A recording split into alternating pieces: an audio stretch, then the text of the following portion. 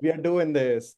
This is our first time doing it officially, right? Yeah, It's not yeah. that we haven't talked before, but recording ourselves and our conversations and the crazy creative things that we want to do together, here we are, right? So those of the people out there who may be interested in some of the things that we talk about, may want to watch this video. This is a little bit of context for where we're coming from. So we both grew up in India, right? And in a middle class upbringing, so to speak, at the turn of the century, so we can label ourselves as maybe Desi Millenials. I don't live in India anymore, but you do, safe to say. And the thing that has, we know each other since we were kids, right?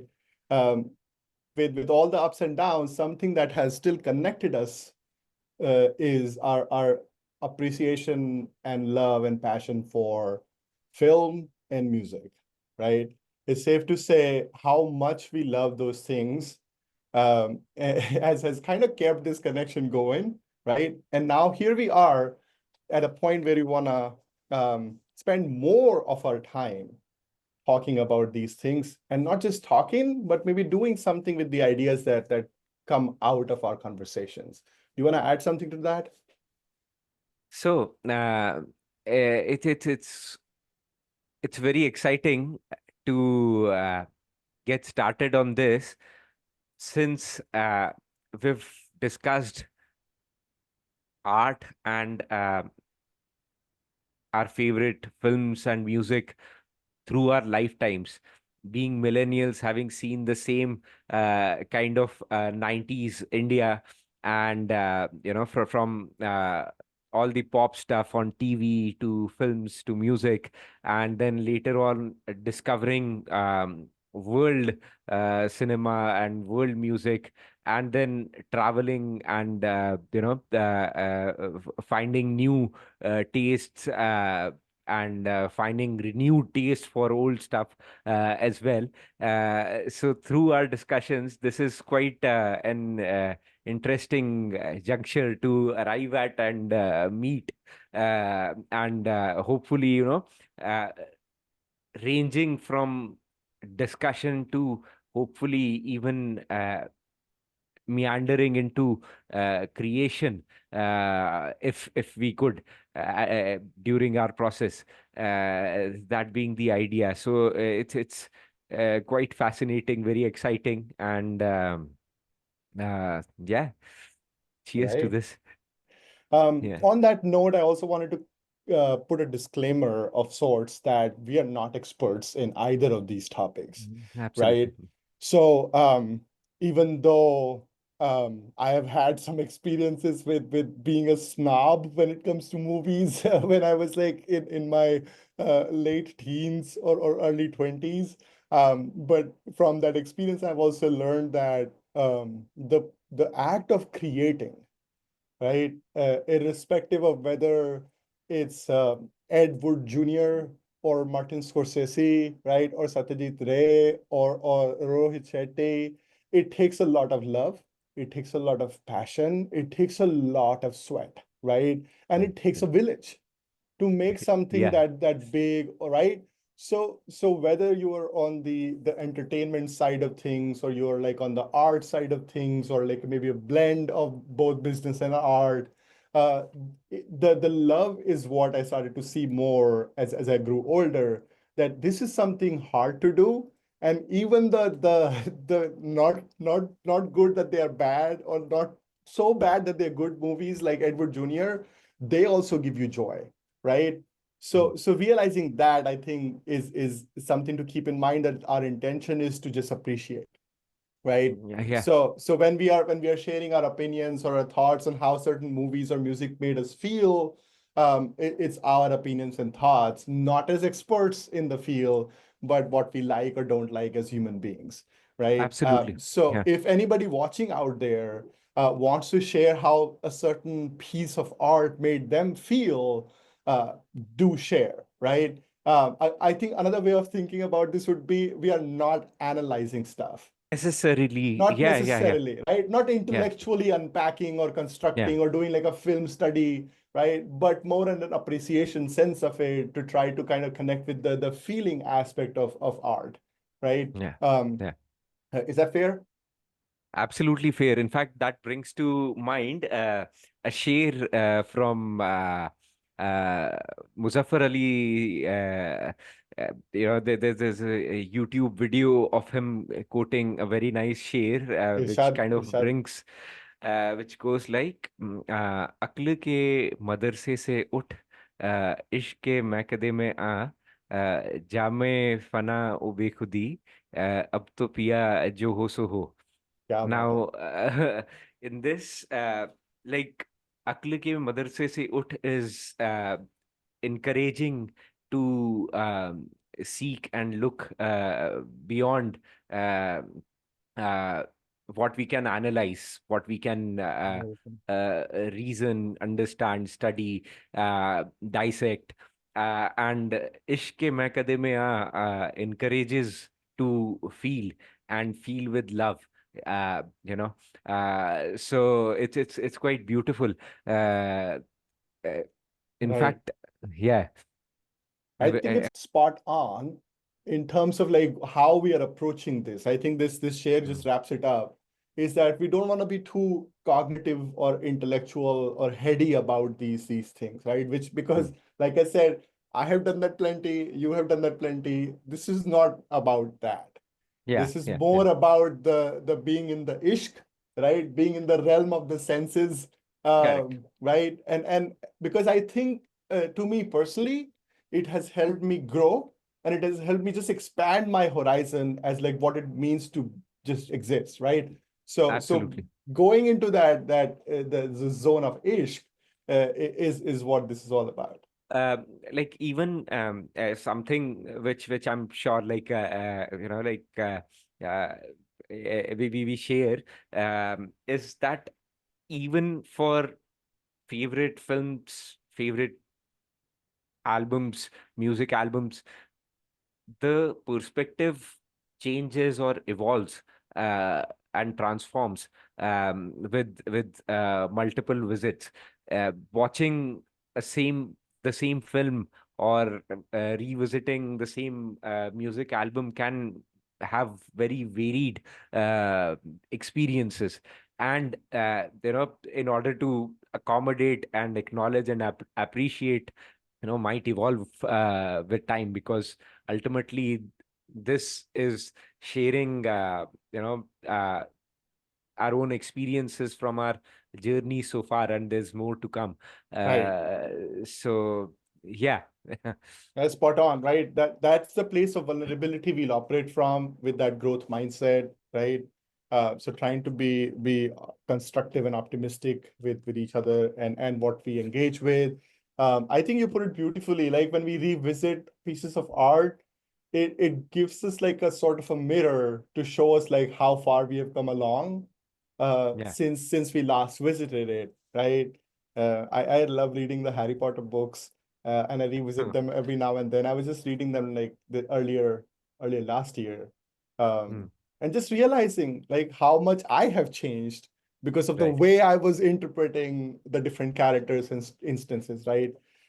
Okay, so on that note, clearly there's so much to talk about, right? We can go into films and we can go into music. I think our challenge will be to structure all of these crazy things that we love, right? Yeah.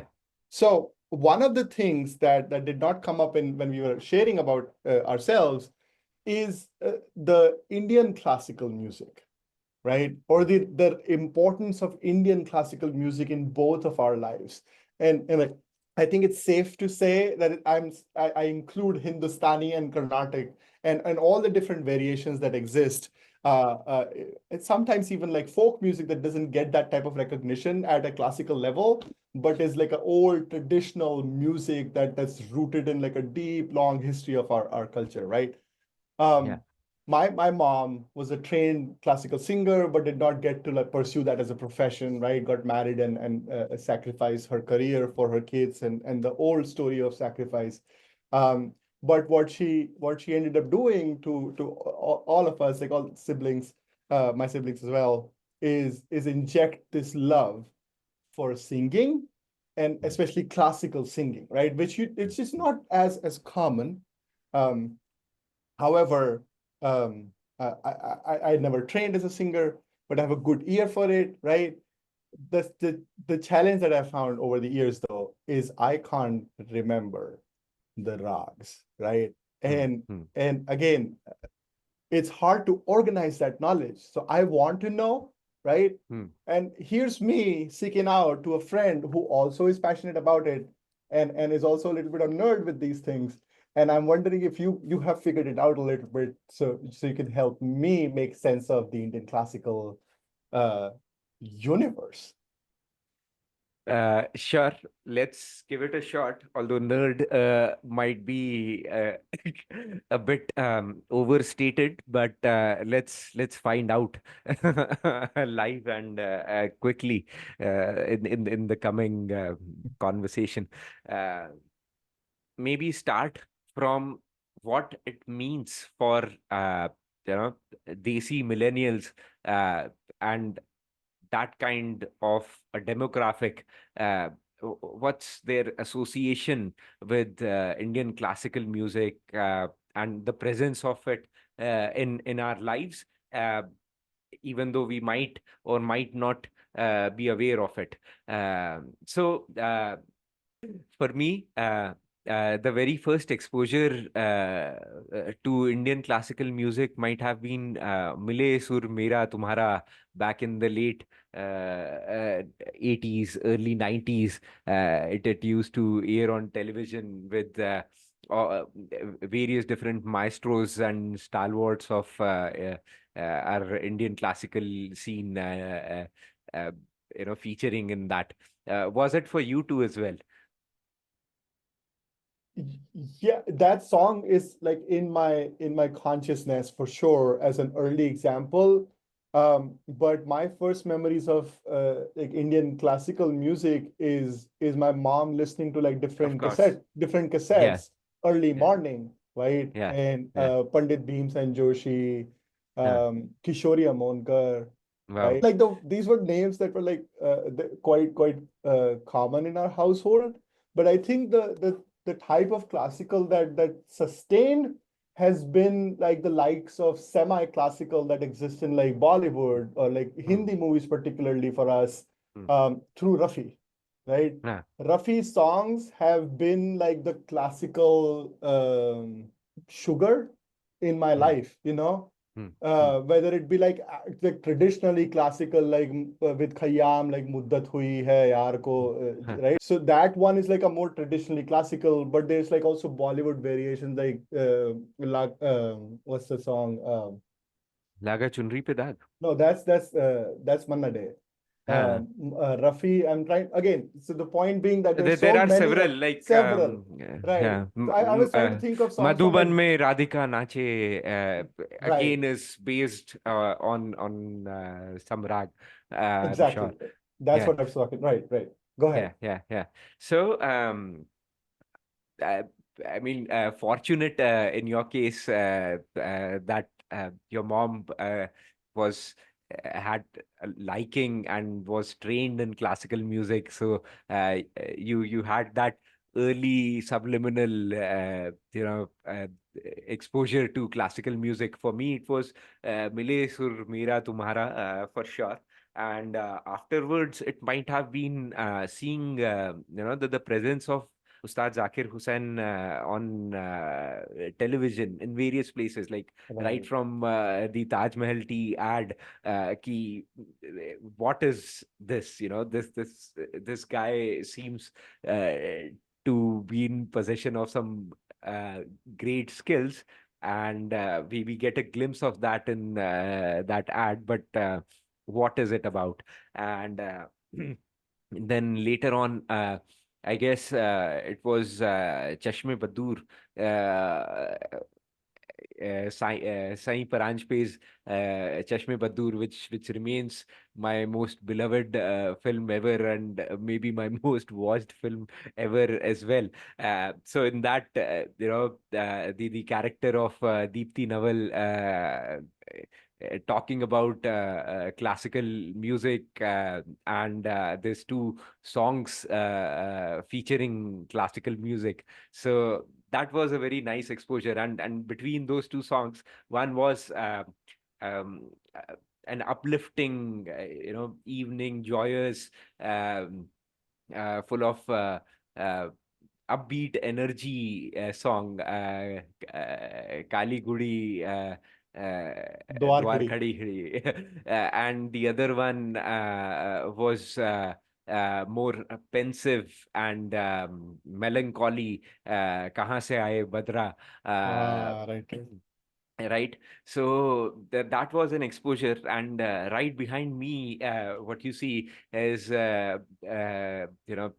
legendary Begum Akhtar record back from the 60s. And this is now I'd just like to share about how I happened to have this. It actually comes from my nana, who I never got to meet. He passed away before I was born. But him and one of his closest friends, they had this thing where they would, you know, hang out in the evenings after coming back from work, and just listen to some music and unwind for the day. I have all these records were going to go away. They were on the verge of going away, and uh, you know, such information just happened to uh, arrive, and I made sure to rescue all the records, and lot of them still work, and Right. yeah, I take it as one of my duties to protect and preserve and take care of the Right, right. records. Of Yeah. course. That's funny though, because like recently, so I shared with you like my father-in-law passed away. We met with him like last year, and he had like a bunch of records, like original records that he had. And I sifted through them. He was like, take whatever, right? Take whatever you Yeah. want. 6 disc set for the record player that had Wow. all the dialogues and all the music and like all the songs, like Wow. Wow. everything, right? Wow. And I've already listened to it so many times. And that's another good example, like Mughal Azam, that the Yeah. classical music is just like Yeah. woven throughout the film, right? But Correct. I'll go back to Chashme-e-Buddoor though. I love Chashme-e-Buddoor as a film, music level, actors. Like there's so many things. The Everything about it. dialogue, the location, the realism. Yeah, it's everything is fantastic. But the two examples that you picked from that movie, right? There are other songs which are not. They're more modernist or Western than classical, Indian classical. Kali Ghodi Dwar Khadi and Kahan Se Aaye Badra, the way you described them, there was like a key distinction, right? There's a somber sadness or like a lingering sadness to Kahan Se Aaye Badra, right? Yeah. And then there's the words you used is in evening joyous or evening joyfulness, something like that. You said for Kali Ghodi Dwar Khadi. So Because I was picturing, the old Delhi, which is showcased in that film, and that's what came to mind. Farooq Sheikh on his bullet, and Deepti Naval just uh, wrapping up her classical music class, and right. the meeting just around, just around sunset or something like that. Yeah. Right, right. So the reason I brought it up again is because that's the thing with rags though, right? That the rags have a specific time of the day and a specific khayal, specific emotion, mood that you're trying to set, right? Yeah. So Yeah. can you unpack a little bit of that, like maybe with these two songs or some others other songs that you know to explain a little bit of like why time and these things matter? Uh, I wish I could. I'm learning about that myself. I remain fascinated. And I'm very keen to know about specifically like evening rags, I'm like quite keen to learn ki um, even within an evening, where are the fittings and mappings happening of different Ah, rags. Sorry to say, like I myself, I'm yet to figure that out. of course, Nonetheless, I didn't want to put you on spot like that, but I was just curious, like whether you have gotten into it. But what I'm hearing is like it is a complex realm, though, yeah, right? yeah. It's yeah. Okay. Go ahead. Even in that film, and this is what I learned from the classical journey so far, like across various legends talking about it in videos and all, that uh, rags, there are different rags suited to different times of the day, different emotions, and that's how the mapping is. I do know there are some like Raag Bhairavi is supposed to be a romantic rag. Then Raag Chayanath is supposed to be suited for evenings, and it's like a light, um, uh, rag meant for evenings. There's that. So there's fragments of information, but how is the distinction happening? I'm yet to arrive at a glossary for different moods and times. It's very fascinating though, because ultimately, even within a single rag, there is so much to be explored. So having a set of rags suited to a particular mood that one might find themselves in, or a particular time, that's like rich. That's like a treasure waiting to be unlocked, really, for anybody exploring this route. Mm, Coming right. to so in terms of classical music explorations, for me, like uh, it has always intrigued me. I've found myself, and even like many around me from the same generation, um, to like, if there was a core genre of music, growing up music especially, to be associated with me, or with us, that might be film music and MTV music from the 90s. That's like the most core genre which could be associated, is what I find. That you know uh, with that said, I've I've always found myself, and having had no formal training in classical music, I've always found myself an outsider when it came to classical music, Mm, or even folk music for that matter. It's only um there was subtle exposure through the 90s, maybe in forms of, say, coming across qawwalis mm, and ghazals, uh, that some light classical and some folk stuff. Um, but maybe through the 2000s was when the real exposure came about, when mm, a lot of artists began to experiment with fusion, when Sufi rock became a thing with Sayuni and Junoon in 98, and a lot of Nusrat's late 90s work, which was accessible back then. And then later on, of course, projects like Coke Studio, mm, which have been a great you know exposure, or a reference of sorts, to dive into classical music. And um, I guess what I really want to um, unfold here is um, my take on how to navigate uh, through classical music. Let's say, taking an example of exposure to rock music. For me, Mhm. rock music happened during college. Right, That was the clear distinction. Sure, like even in the 90s and early 2000s, because of MTV, we got some little exposure to rock music here and there, Brian Adams and things like that. But the real exposure really happened during the college years, when, college years. right, Uh, but uh, exploring rock music was probably easier. That, okay, there are like bunch of these artists who are said to be the greatest of all times.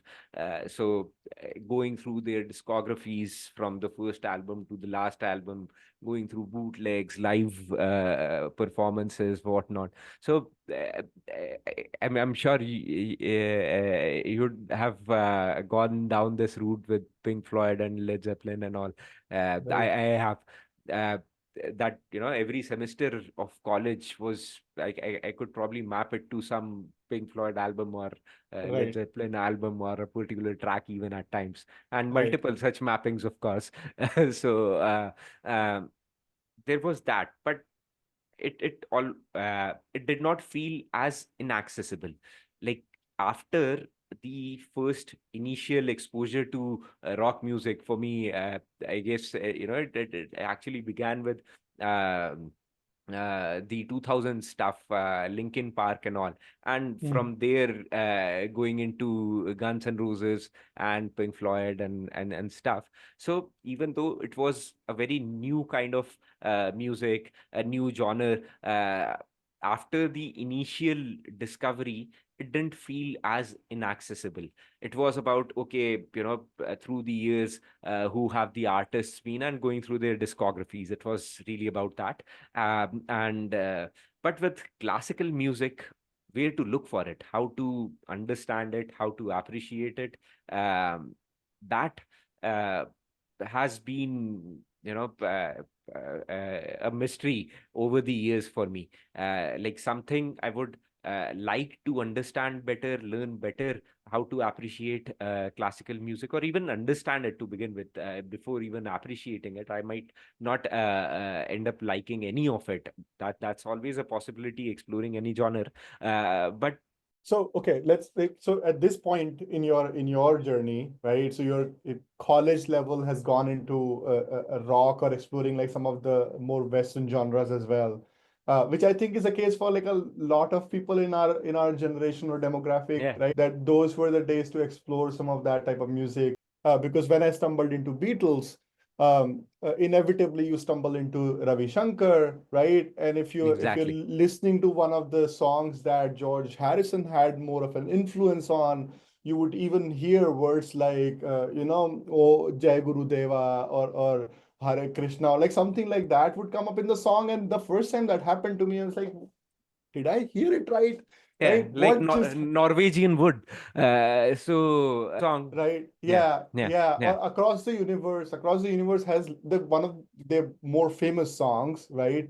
And clearly Jai Guru Deva, Om, like at the end of it. And the first time I heard that song, Across the Universe, I was I was confused. I was like, how is this possible? Because yeah. in my head, up till that point, is was like that nobody really outside of India appreciates this music, right? Hmm, So hmm, that was my understanding back then. yeah, But I realized like through Beatles that okay, so there are people who have kind of made inroads every now and then, and Ravi Shankar's impact in the US, in the UK, in the West, like that's what that opened up correct. that kind of worms for me. And Yeah, yeah, realizing, so the reason I'm bringing that up is that the fusion idea, right? That was like my first taste of that fusion, that how Indian classical sounds in a Western hand or a Western setting. That was that.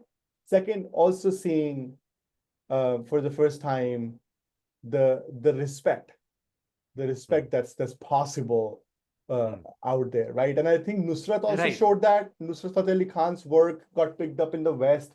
I know West is not like a benchmark or standard for quality when it comes to music in any Absolutely. way, right? But it just helped see that, okay, it's not just us who likes, right, it's a point of reference which gave me like yeah, exactly, that a way to see this differently, right? So Yeah, I jumped into Ravi Shankar then, yeah, and that was, I remember that moment pivotally because I was into like a rock at that time, and then when I hit yeah, Beatles, I came back to Indian classical. yeah, yeah. Went Ravi Shankar route, which aligned really well with uh, Pathir Panchali for me, Huh, because when I right. was watching Satyajit Ray and He's Ravi done the Shankar would come up, soundtrack. and yeah, it was like a perfect union.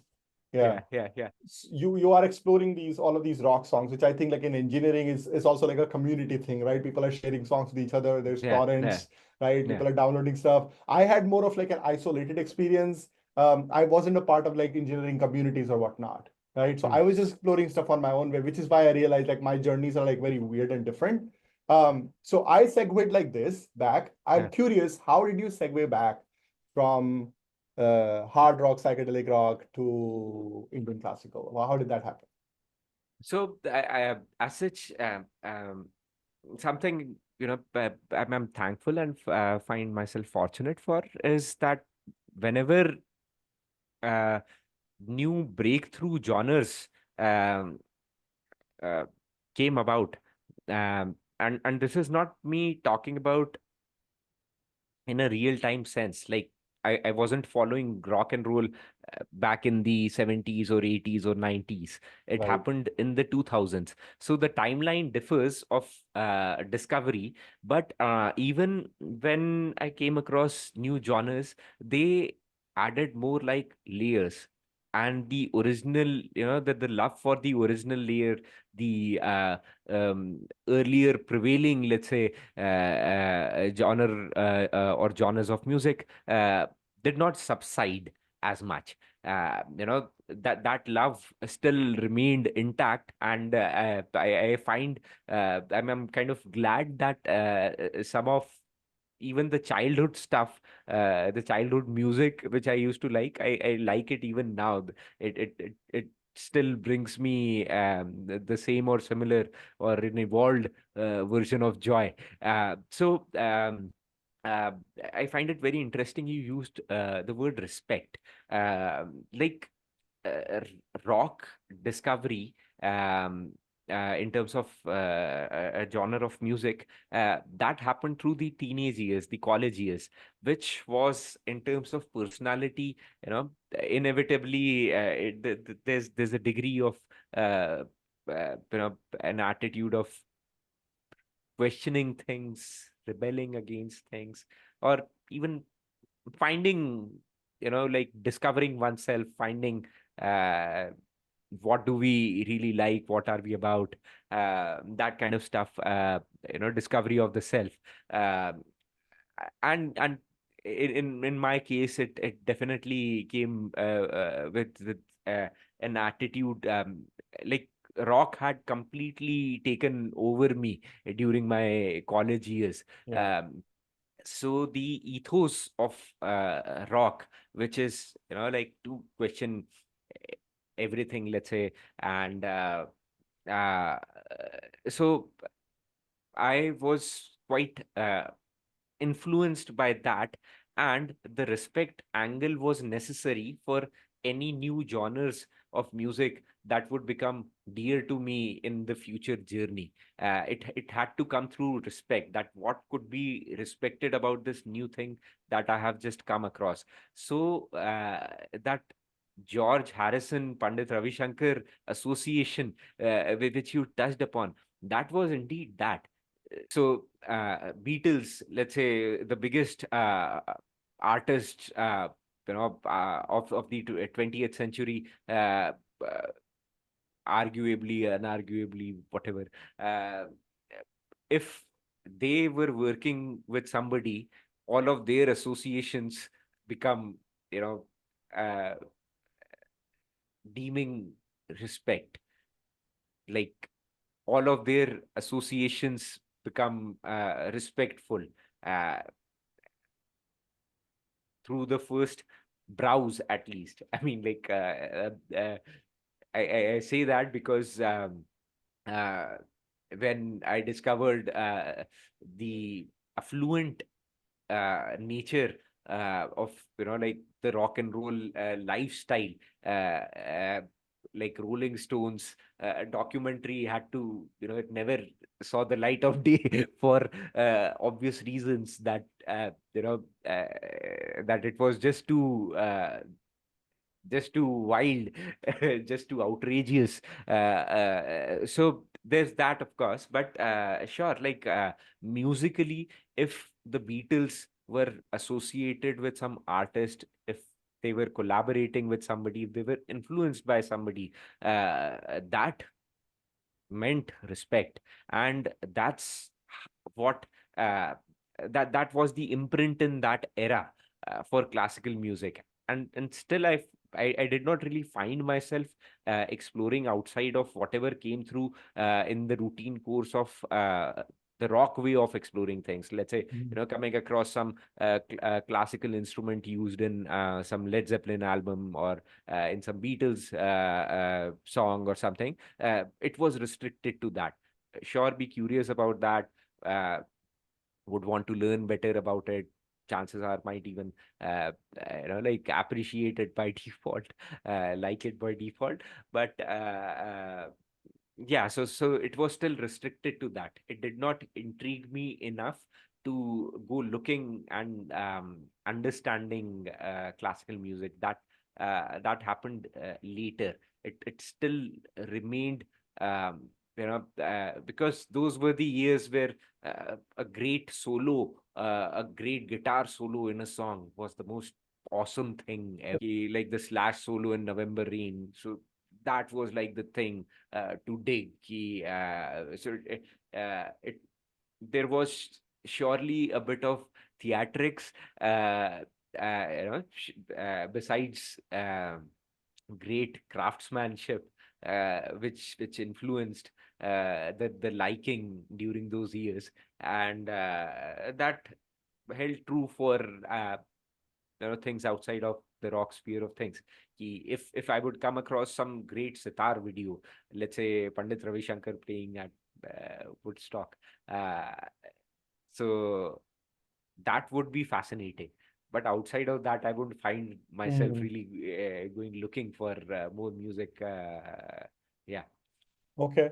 So you were in that like rock, rooted in rock exploration, so to speak, yeah, yeah, and yeah, and yeah, where Stairway to Heaven was number yeah, one, yeah, right? yeah, yeah, Or yeah, so I remember like listening to that whole list, like the top 100 songs, so many times over yeah, and over again, and it would be playing when I'm sleeping, and it's just like all the time, right? yeah, yeah, Black Hole Sun was in it in that list, which I love that song, before Chris Cornell got independent. But the what had happened during that time for me was, and I think I'm hearing that in your sharing too, is the Indian classical wasn't in the center stage, right, of this yeah. exploration at all. It would come here and there, and Like I guess, right, but ironically, it would come through the explorations of the Western artists, and how they had come across somebody like Ravi Shankar, particularly in this case, because I didn't see any a lot more examples besides Ravi Shankar, at least in that era.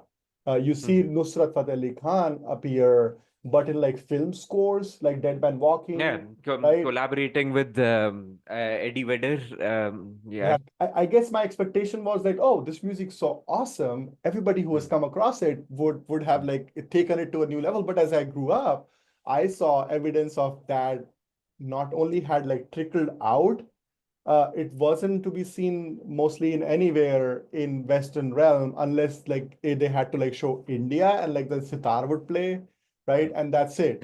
Yeah. And even in Bollywood music, we would see that how we used to have a lot of songs and movies that were actually based on rags. Like we talked about Kahan Se Aaye Badra and Kali Ghodi Dwar Khadi, right?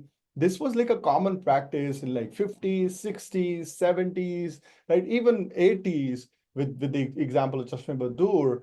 But with 90s, I would say, and correct me if I'm wrong, that starts to trickle down more, like Yeah. steeper, right? Yeah. And then we see like here and there examples, based on music directors' individual preference towards classical music, right? One of the examples we talked about was like Adesh Srivastav experimenting with like Yeah. classical, Yeah. Yeah. semi-classical in the 2000s, right? But none of his songs are like well known, at least like Correct. besides like a few. Right. So there's like the trickling of the Indian music in that sense. Do you see that too, or like I guess my question is like, how do you get back to the love and depth of Indian classical when there's none of that uh, Hmm. present, or it's not cool Yeah. to Yeah. right? Maybe it's nowadays, but it you didn't used to be. True. And another reference comes to mind, which was 98's Hum Dil De Chuke Sanam. Mhm. Usme, you remember, like, Yeah. Aishwarya's dad is Mhm. a classical music maestro, Right. and there's that song now, mm, which Which plays. is like a famous rag. You hear that Yeah, yeah. everywhere actually. Yeah, I'm trying to Yeah. remember that song. Um, and it's Ustad Sultan Khan, that the guy who's And right, who I sang don't. Piya Basanti Re, the guy who sang Ha, Piya ha, ha, Basanti, ha, right? The ha. same Correct, singer, correct, right? correct. Yeah, yeah, yeah, yeah. Wow, huh? Of course, there was like we saw in indie pop uh, different. We had Shubha Mudgal feature, and then we had tracks like Piya Basanti Re. Right. That happened in the 90s too, right? But the song Yeah, from Hum Dil De Chuke Sanam is Albela Sajan Ayo Re, I'll be right? such an. That's Rag Ahir Bhairav. Okay, okay. Right. And also, while we are on in that realm, I did find the rags for Kali Ghodi Dwar Khadi and Kahan Se Aaye Badra, Huh, and the Kali Ghodi Dwar Khadi is Rag Kafi, huh. and Kahan Se Aaye Badra is Rag Megh. Malhar, Meg. Okay. Vague, right? Which is again interesting thing because like it's not just about like what type of rag is sung at what time of the day or like how it is sung, but it's also about like what it talks about, right? And the Megh and the Badra and the Savan and all of that comes in when you're like Yeah, sad or crying, or there's also yeah, this like element of transition, right? There's like a romance bubbling or spring. That's also when like Malhar and like rain yeah, comes in. yeah, Okay, yeah. so that's one thing that I found. The other thing I found is a list on when these rags are supposed to be sung, right? So Kafi, that is Kali Ghodi Dwar Khadi, is a night song, Okay. right? So you were But it kind of plays. right on that, the eveningness of it. It is a Huh, night raga. hmm, And the Kahan Se Aaye Badra, which is Rag Megh. Let me see if I can find that one. Yeah, so I can't locate that one yet, but it's okay. quite interesting how there is like a specific time of the day. Like for example, Albela Sajan Ayore, Ahir Bhairava, is Huh, pre-dawn. It's okay. an early morning song, Huh, rag. huh. So yeah, I mean, it kind of feels right, Yeah. and it has always felt right that yeah, it sounds better in the morning, right? And my mom would say stuff like that too. But I am so curious, and I hope we'll be able to explore that more. Is what is it about certain rags, like why they are sung a certain time of the day? Okay, there was Yeah, a yeah. there was So I a guess there exploration. are absolutely, and I guess we have two threads open here at this point. One of them being, that at what point did Indian classical music become cool for us to like get into? Unfortunately, admitting coming from no formal training or background in classical music, and like at what point did it become cool or cool enough, and the other one being uh, that Right. how intricate is the you know mappings or uh, kind of there is Right. some Yeah, because like one of the things that I'm remembering, like my mom would say, is that yes, it's about like the time of the day because khayal is not just something that arises within, it's also without. Hmm. In the sense that khayal is sama, khayal is mausam, it's the season, right? So it can be looked at like many scales of time Hmm. of like how khayal emerges. Hmm. And she would also say how like it's your body is the instrument, right? So you're kind of just like tuning that, and like riyaz is that, right? Just like trying to tune your body to get into its best, most optimal state of Frequency. frequency of projecting that certain tone, that certain note, right? Hmm. um but something that she had mentioned like in that was, she would say how the different note had a different place in the body, you know, Hmm. like sa hits here and then re hits there, like, and that's how she would talk Uh, about it, which is yeah. very intriguing. So I think that falls under like the second thread that we have. It's Yeah. I would call that getting to know the rags better, right? So Yeah. so the Yeah. yeah, the organization part, the mapping part, and the first part is like how does that become cool again, if my assumption is correct, because we see I think more examples of ragas nowadays Yeah, that yeah, and songs are they've like, just come up with the new season as well. So it's definitely gotten a favorable response. The first season, which has encouraged them to do a second round. Um, right. Qawwalis have also kind of been in and out, right? Thanks to our main man, A.R. Rahman. yeah, He would keep coming up with like some, one or the other, like the yeah, Qawwalis of the decades, right? yeah. Every time you would think like, Fusion cover. but I think we are on the same page in terms of like how in the 90s this love kind of started to dip, and we see more of like Western influence in our music. And then it seems like it's starting to like make a comeback again. Yeah, yeah, yeah. With and adding to like A.R. Rahman definitely being a torch bearer, like with his love for Sufi culture and music, and uh, also we should mention Ruhel Hayat Oh with yeah. his concept, the Coke Studio concept could have been developed many different ways. It could have been a portrayal of how all fusion can happen, but through the Ruhel Hayat seasons, we find that at the heart of it, all um, all the Sufi and Bhakti traditions, all the mystic traditions from our heritage going back centuries, all of that is there, at the heart of it.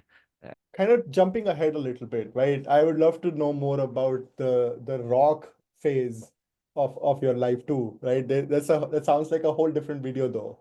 I want Yeah. to focus more time on the Indian classical stuff. So let's jump to now, and tell me a little bit about what, because we talked a few days ago and you mentioned that like you are in your Indian classical phase right now, like Yeah, trying to yeah, explore and learn more, right? So being mindful that this is still a new space for like both of us still, right? Despite our like old history with it, we're yeah. still getting into it. So what have you been digging around, and what type of songs have come up? Can you share a little bit with us? Like what's exciting for you? Thanks. And yeah, let's definitely do that. So basically, we are talking about, uh, for me, crawling from under my rock to finding that there is so much more magic out there. Essentially, that's how some of these discoveries have happened uh, over the years. There was certainly those formative years back in college when it seemed like I'm a rock person, and everything about rock, and there's nothing outside of it which is relevant to me or matters. From there to learning and discovering uh, new, other forms of music, other traditions of music, and eventually at some point arriving at Indian classical music and finding it truly mind blowing and fascinating. And then how has the journey been so far? So sure, let's dig into some of that. For me, I guess the moment when classical music uh, became, like, when I came across a piece of classical music that was like blew my mind, uh, was during, interestingly, when I was running a food startup, and uh, being so passionate about music. I would often, we used to get into catering for corporate events also, and I would check with them if they would like an accompanying soundtrack as well, if there was any theme in mind, and I would indulge into that. And this one time, the event was such that it demanded classical music. It was about like, and what I came across was Raag Chayanath, which was, the event was to take place on an evening, and it was a corporate setting, so it had to be something sophisticated, yet light music, which could be in the background and is not taking over the entire space, and uh, but something, rich in terms of its classical nature. So I was on the lookout for such, and I arrived at Rag Chayanath, Mm.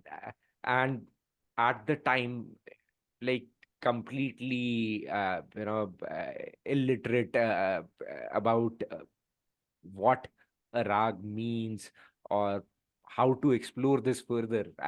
My task was to arrive at a playlist of like some 30-40 minutes at Mm-hmm. least, so that it could be played on loop, and 2-3 loops of it would suffice for the evening. So I had that in mind, and I had to find a few tracks which could be included in such a playlist. So I arrive at Raag Chayanath, and I go digging on YouTube, and I find some different renditions of it. There are some vocal renditions of it, then there are some instrumental renditions of it, and I was quite fascinated that, you know. Uh, I played a couple of them, and I, I was really mind blown by what I was hearing, and I I just wanted to understand it better. So it seemed quite natural that just going through 5-10 different versions of it, it was kind of like, let's say, 5 different versions of Shine On You Crazy Diamond, played on different instruments. What would it sound like? And that is something familiar, which I had done. I'm sure you would have done too. So this seemed up my alley, that if I can make some sense of 10 different versions of a rag, maybe it will get me somewhere. And it, Mm. it indeed did. During that process, I came across Bade Ghulam Ali Khan Wow. Saab's Chayanath rendition. And Mm. that was like a very pivotal moment for me. It left a mark. Uh, Although, like, beyond that particular doing the playlist for that event, I did not go looking again further for classical music, but it left its imprints. And then, uh, realizing that so much of folk studios, especially the Ruhel Hayat seasons, they happen to be very heavily influenced and sometimes even based, as is on different aspects of classical music. Uh, that peaked my interest and led me to discovering further.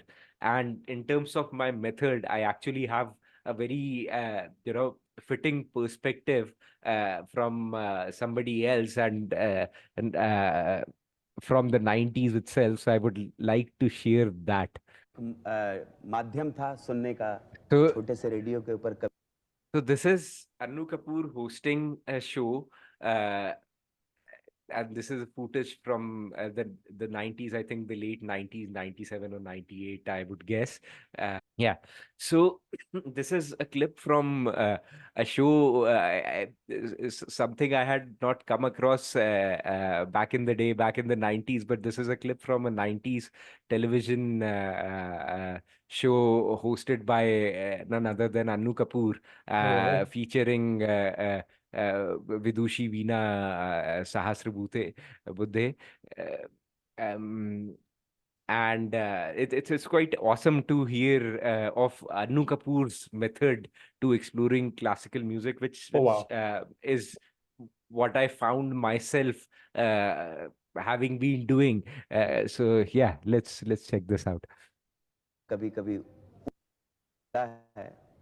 मैं जब छोटा था तो मेरे पास तो उस तरह के साधन नहीं थे कि टेलीविज़न पे कोई आप जैसी गुरु आके सिखाए, लेकिन फिर भी कभी रेडियो ही एक माध्यम था सुनने का। छोटे से रेडियो के ऊपर कभी कभी उड़ते उड़ते हवा में तैरते हुए कुछ सुर कभी पहुंच जाते थे, तो माँ को संगीत बहुत प्रिय था, तो वो मुझे बता देती थी। तो मैंने इस तरह से पहचानना सीखा है, बेरज में धूम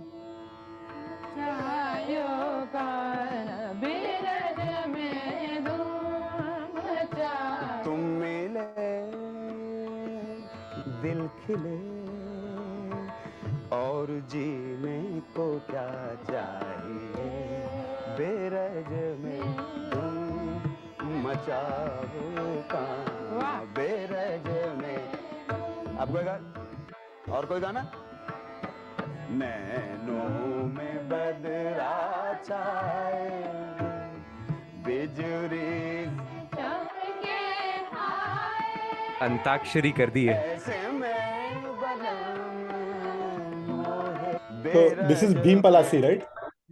Yeah. बात तो वही है।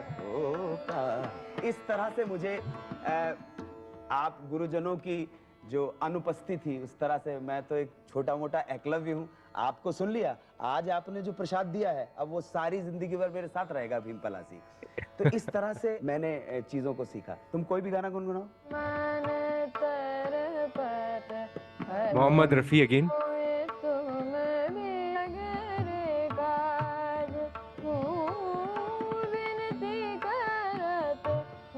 में गाना मेरे पड़ा तो मैं रिलेट करने लगा, मैं ढूंढने लगा कि क्या हो सकता है।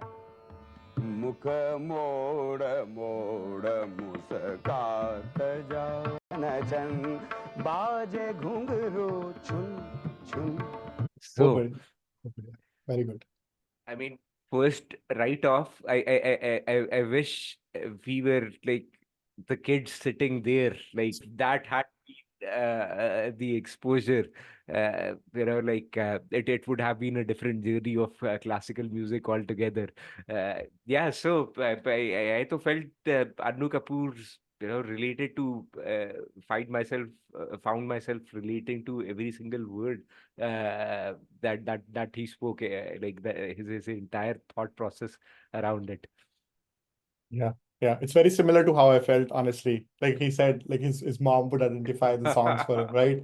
And it's that, and but I think he's calling himself an idiot, but he was sharper, obviously, as a kid, to not just pick up those rags, but remember the names and then trying to find similarities in The like Bollywood patterns. song, right? So he was very good at picking those patterns and remembering those patterns. Yeah. And this is, I think, um I don't want to frame it as a negative experience, but that's my shortcoming, that I did not keep up with the act of remembering, right? The amount of time that I've spent to remember Led Zeppelin songs or Pink Floyd, I did not put the same effort during that time of my life into remembering the rags and then those patterns.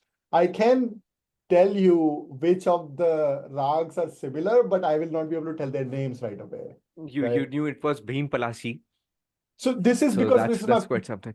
so that's where like and I'm me absolutely not. So I could not tell which rag is it, but seeing the pattern over there, it just unlocks a different lens to appreciate these pieces of music. Like Nano Me Badra Chai is such a beautiful track, and one of Lata's finest moments, maybe. There's so many of them, but yeah. Uh, so it just gives a new perspective to that piece of music, and just so exciting and fascinating. I did not look into film music particularly because I wanted it to be non-film music. Just so that it's something fresh and not identifiable, because I wasn't sure that I'd be able to find 30-40 minutes of film music which is all in the same rag, when I don't Hmm. have an understanding of what a rag is or what rag chayanat is next. That I restrained myself to finding whatever I could find, which was surely fitting that criteria. And yeah, because I didn't want it to have, like, the playlist to have one track which was very familiar, and then the rest of the pieces which were not as much familiar. So yeah, that. Oh, okay. So are there any other examples like these that you found that are worth looking at? Oh yeah, absolutely. So what really got me curious and fascinated was, looking back at Coke Studio. We were having a discussion around, Oh Coke yeah. Studio, when that season was a true global fusion, that accomplishment for the subcontinent. That we have artists from across the world playing different kinds of music, but they are all contributing to creating one cohesive piece of music. Right. That was really magical, and I found myself to be leaning towards Coke Studio season 6, and within season 6, there's lots of gems over there.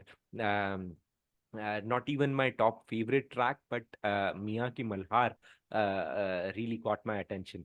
And it's particularly interesting because Miyan Ki Malhar happens to be a popular rag.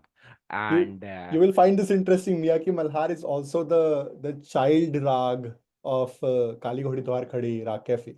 Correct. So the entire Malhar family of rags, there are very associated with rainy season, and different sentiments, different moods around rain. Miyaki Malhar happens to be one amongst the family of the Rag Malhar. Raag Kafi is the thought, I think. That's the parent thought. That's the Kali Ghodi Dwar, not the. Hmm. It was Kahan Se Aaye Badra, which is like probably more closely related to Miyan Ki Malhar. Uh, Oh, really? but Yeah. nonetheless, I could be wrong. Because that's Rag Megh, you said, right? So Rag, I think, would be connected to Rag Megh Malhar, Oh, and that's Megh. funny. So, okay, I found that. So Megh and Miyaki Malhar are both uh, child rags for Raag Kafi, which is Kali Ghodi Dwar Khadi. So Kali Wow. Ghodi Dwar Khadi is the parent Raag Kafi. Then the other two rags like Miyaki Malhar and Megh are like both in the same thought, in the same parent category. That's quite interesting how those are related to each other. Amazing. I mean, like, just learned something new right very now. Are you able to locate where does Rag Malhar uh, fall in this tree? Is it like Rag Kafi is amongst the family of Rag Malhars, or the other way around? So I'm finding here, at least on the page that I am exploring, that the Malhar rags that I'm finding here are Miyaki Malhar and Gaur Malhar. Okay. And they are both connected with Kafi. They are both child of Kafi. And Kafi, again, as a reminder, is the one that's associated with the night time.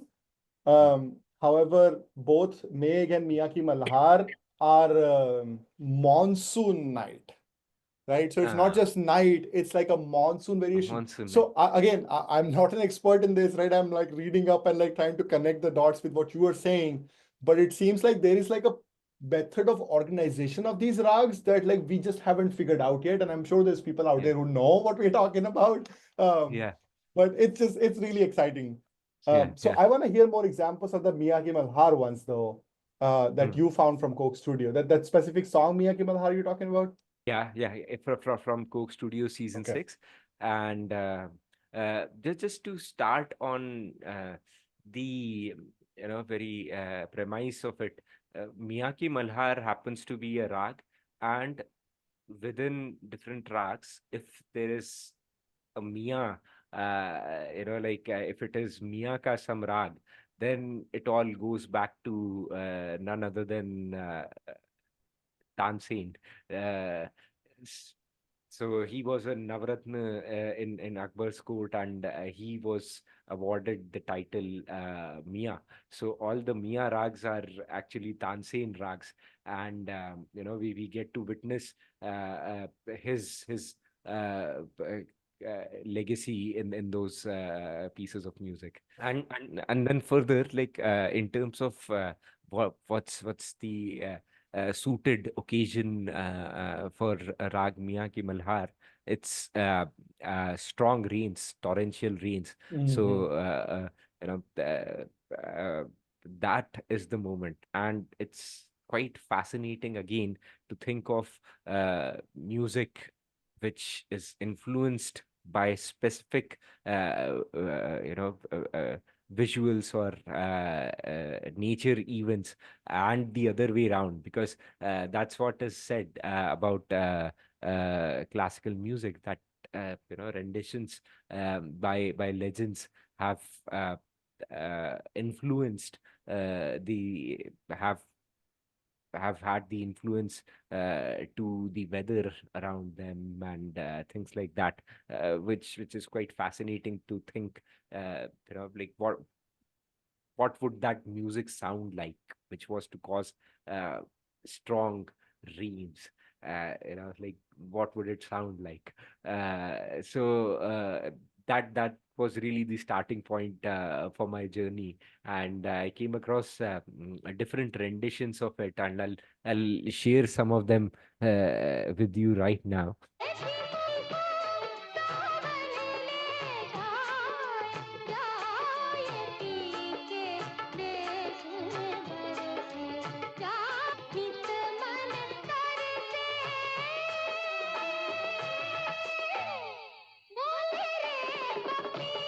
So that was Vani Jairam, uh, and this was her debut playback track featured in the film Guddi in Right. 1971. And like lot of these Rishikesh Mukherjee films used to play on Set Max, particularly back in the 90s. Yeah. And this was like back in childhood itself. I guess our exposure to Rag Miya Ki Malhar, we were just like not aware that it's called Miya Ki Malhar. Um, so for me, definitely this was the first encounter with this rag. Right, right. All on that note, Vani Jairam, I think, just passed away last year, like 2023 maybe. Um, Ah, okay. yeah. So also, I think the other song from Guddi, Humko Man Ki Shakti Dena, that's also Vani Jairam. So she I'm not has sure. like these, Yeah, yeah, but she has like these songs that because like Lata dominated that era, a lot of people yeah, don't know the names of people like Vani Jairam who correct. have like, yeah. So I'm glad that you brought that shout out in there. Um, Yeah, this is in Miyaki Malhar. This is Miyaki Malhar, right? yeah, Yeah. So I was looking up just now, and it's funny.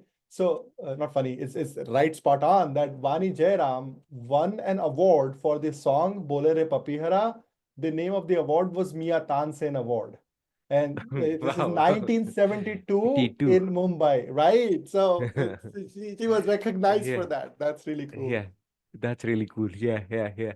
And in fact, rightly so. That entire era was dominated by Lata Mangeshkar in terms of playback singing. No doubts about that. I read in one of the comments that after this song, Veer yeah, Singh. yeah. So let's listen to a Lata Mangeshkar rendition of Raag Miyan Ki Malhar. Oh, beautiful. चुप रहे तो मेरे दिल के राग जलते हैं वो चुप रहे तो मेरे दिल के राग जलते हैं जो बात कर ले जो बात कर ले तो बुझते चिराग जलते हैं वो चुप रहे तो मेरे दिल के राग जलते हैं Beautiful, This no? beautiful, but this is hard though, right? Like if you played these two songs at a separate time for me, I cannot tell them that they are the same rag. Ah, But now that you have shared that they are, I can hear the pattern. see So the similarity. right, Yeah. right. Same for me. This is like I hadn't heard this song before, before looking for it, looking for Miyaki Malhar references in film music. Uh, this is one of the lesser known Lata tracks. And also shout out to Madan Mohan, the music director for this album. What I found was that if we notice here, there's no reference to rain in this particular rendition of Yeah, Miyaki Malhar, right. right? So this was one of those renditions where which explored even beyond the association with rain, and we find an interesting result here in this composition with Lata's vocals, Madan Mohan's music. So Madan Mohan had a fantastic singing voice himself. There are like some uh, YouTube renditions out there that are his voices singing some I of his classical songs. But have as not. you were saying, Hmm. yeah, as you were saying, this song reminds me of the Mehdi Hasan ghazal. Ek Yeah. bas tu hi nahi, right? So Beautiful, because that's coming up next. is it Miyan Ke Malhar? Yeah, that's Miyaki Malhar. In fact, we are just going to go into that. And Oh, Aaya Tere Dar Par is from Veer Zara is also Miyan Ke Malhar. Okay. could be. गजल Um, पेश कर रहा हूँ मजबूर हूँ हाथ में I can hear the similarities between these two. uh,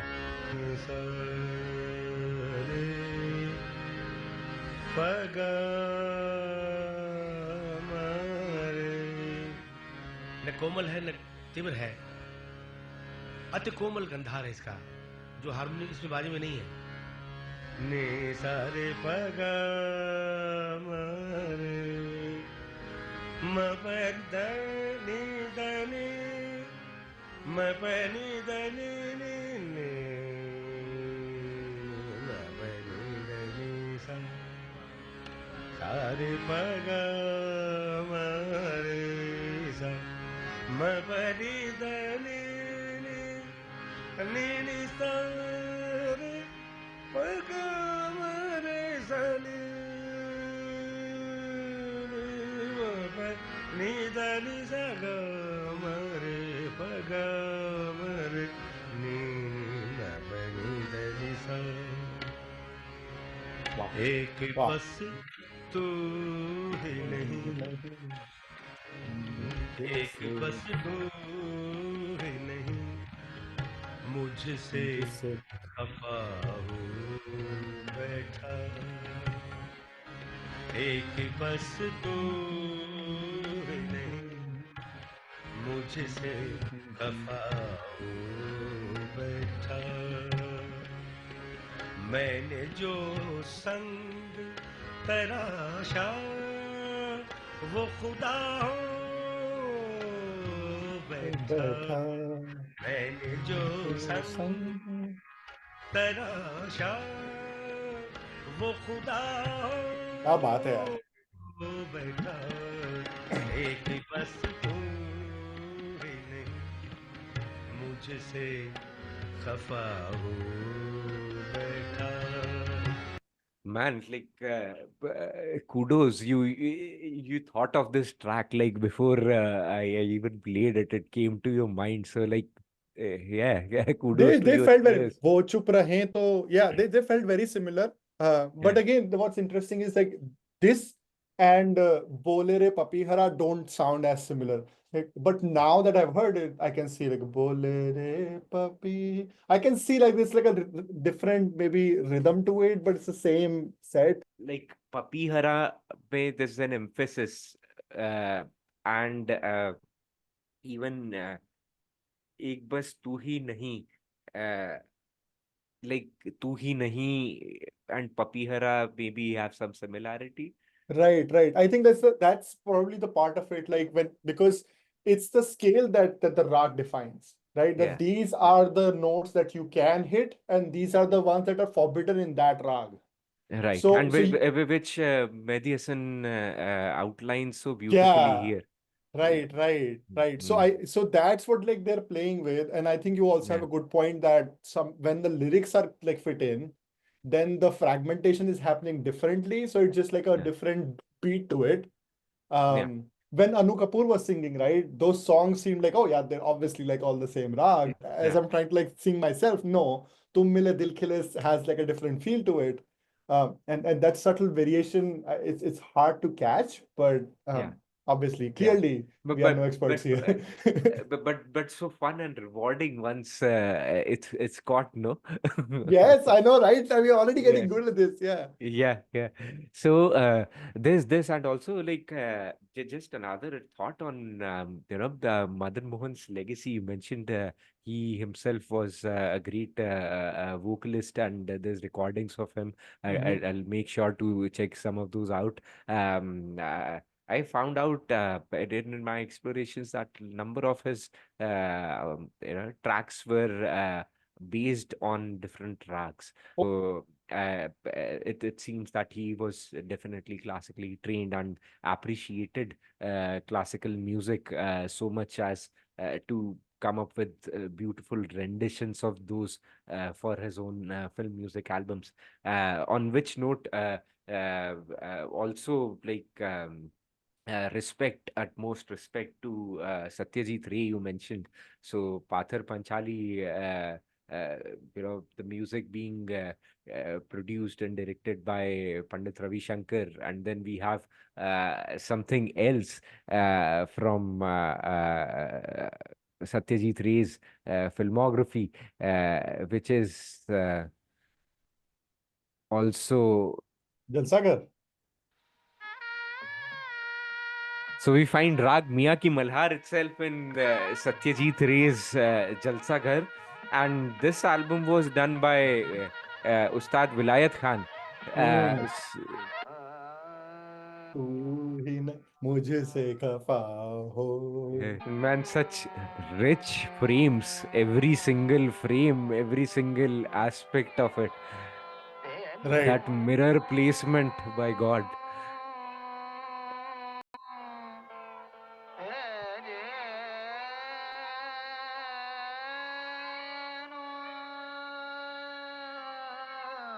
And then like the colonial history is there, right, in the same Yeah, frame, right? yeah, And then looking at the past of ourselves. yeah, yeah. It's what a just and no camera movement, right? Profound. Camera.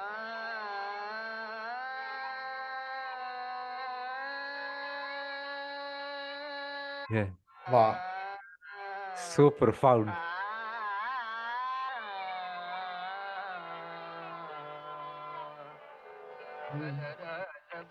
This is Papier, right? This is Yeah, yeah, yeah. yeah, yeah. It's funny, if we were to sing Ek Bas Tu Hi Nahi from Mehdi Hasan in this with this pace, Hmm. would sound more like a rap. Yeah, yeah.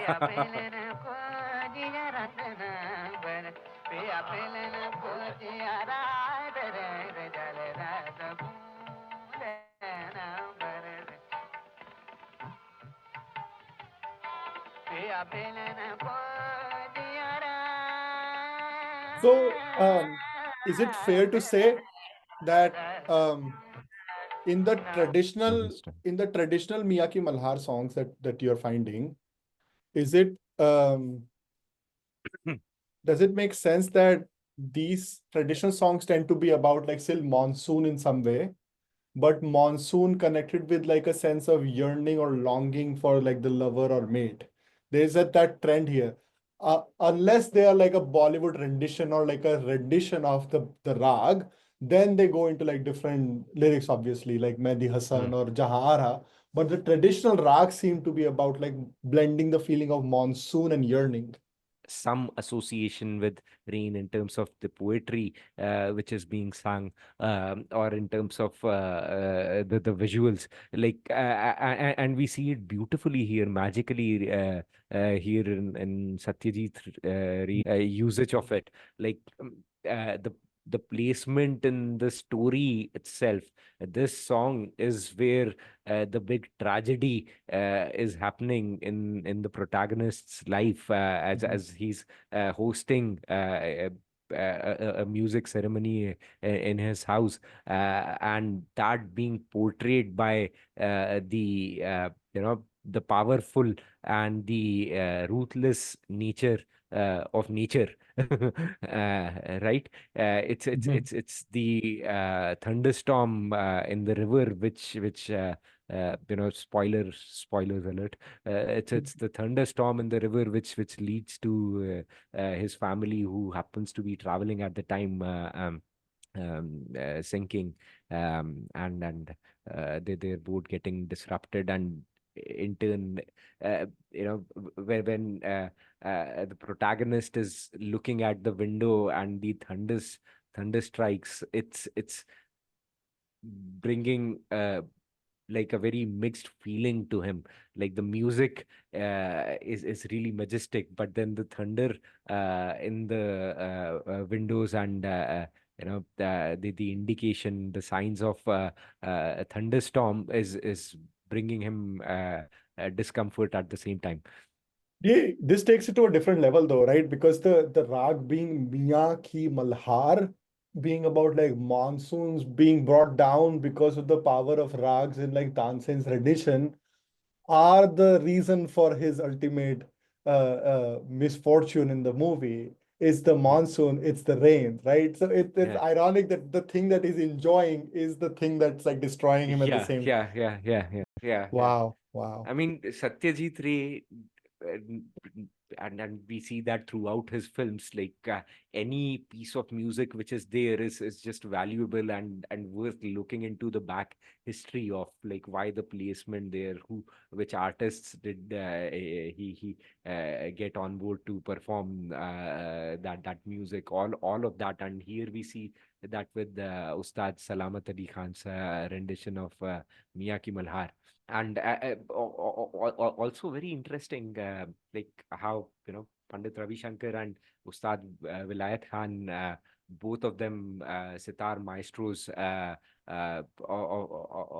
the last 100 years, and you know uh, both of them such tall figures in that space, and the uh, we hear often about their rivalries uh, back in the day. The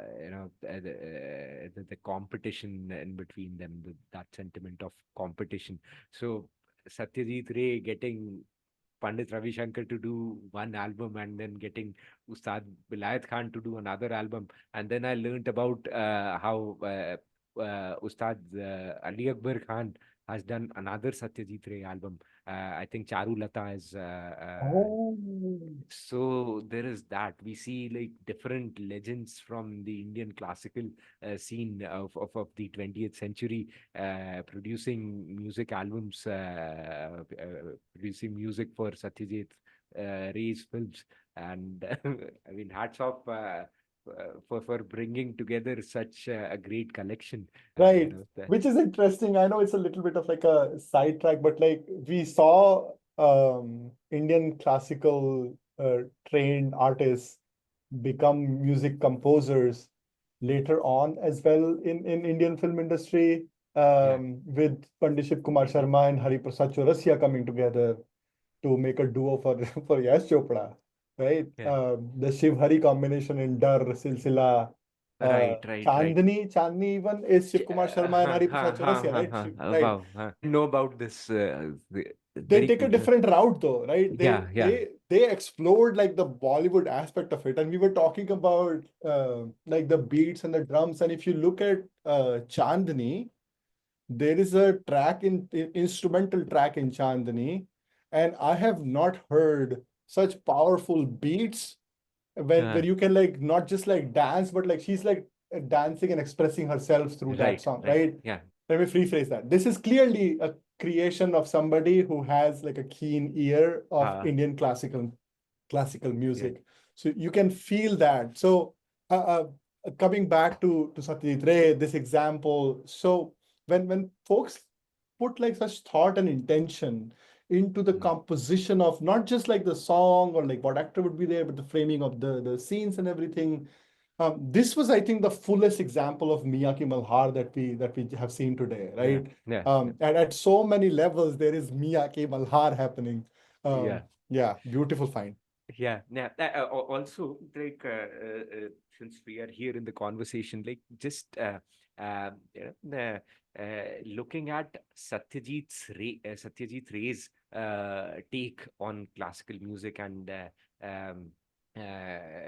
using classical music in his films versus kudos to Yash Chopra also for braving up to not go with the very popular music directors of the time, but to go with legends from Indian classical music to do albums for him with there's huge money stakes involved, of course.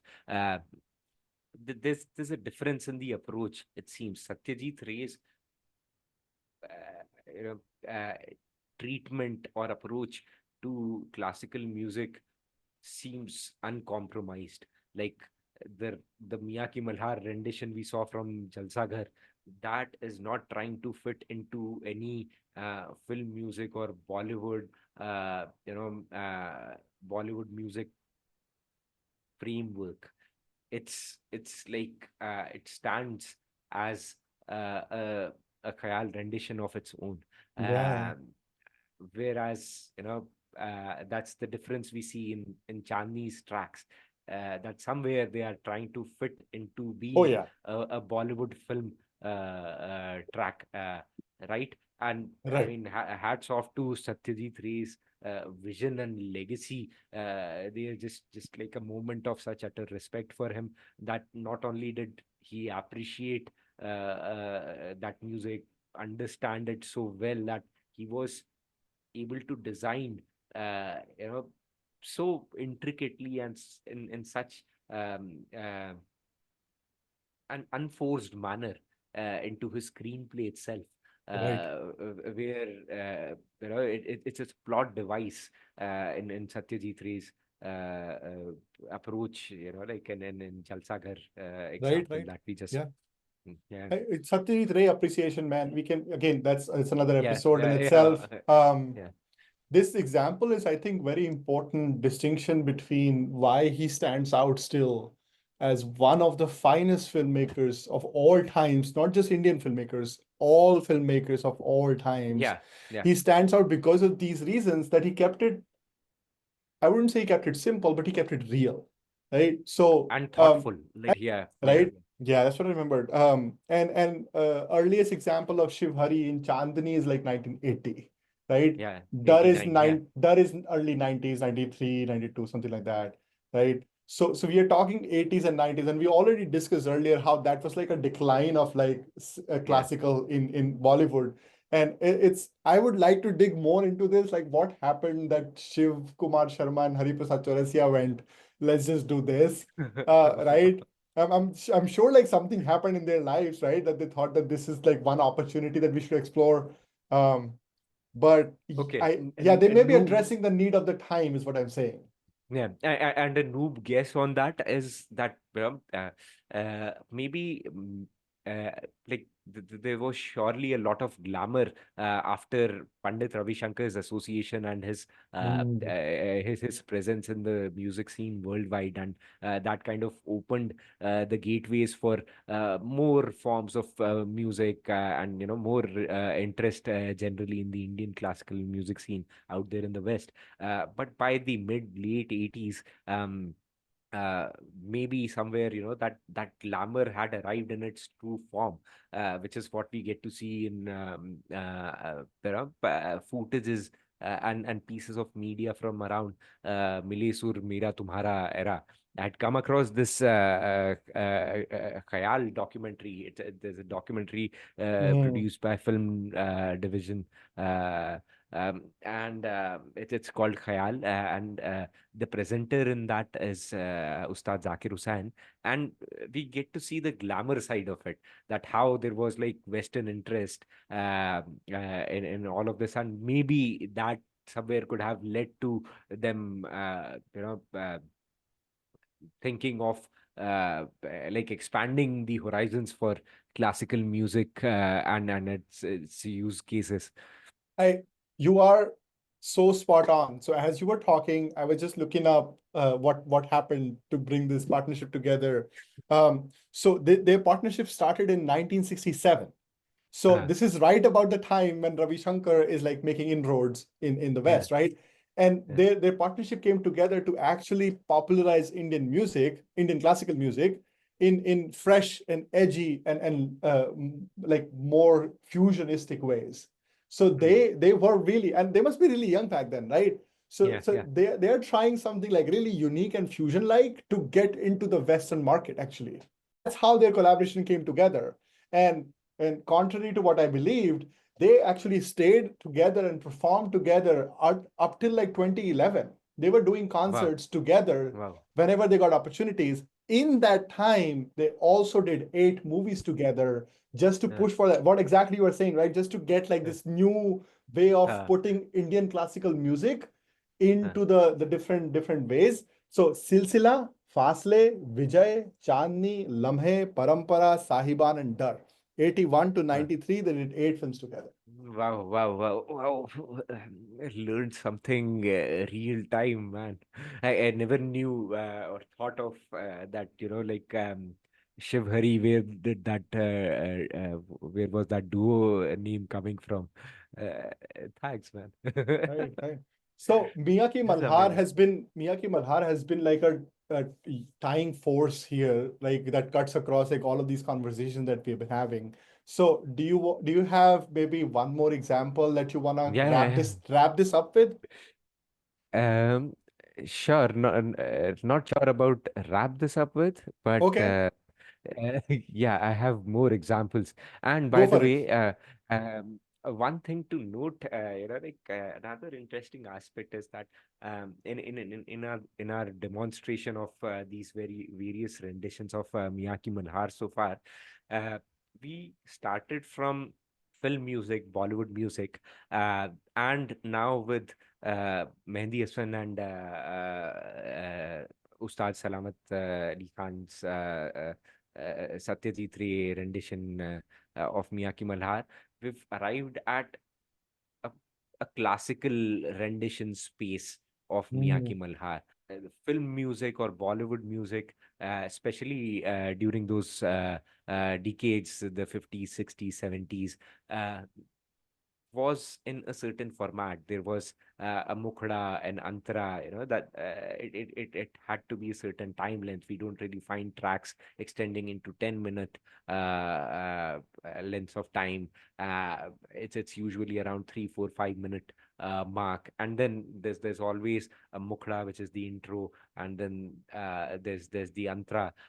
So there are those constraints around the format in which these Mia Ki Malhar renditions were falling into, and with Mehdi Hasan and Ustad Salamat Ali Khan's rendition, we see more purist takes, like in terms of the format. These are proper khayal bandishes.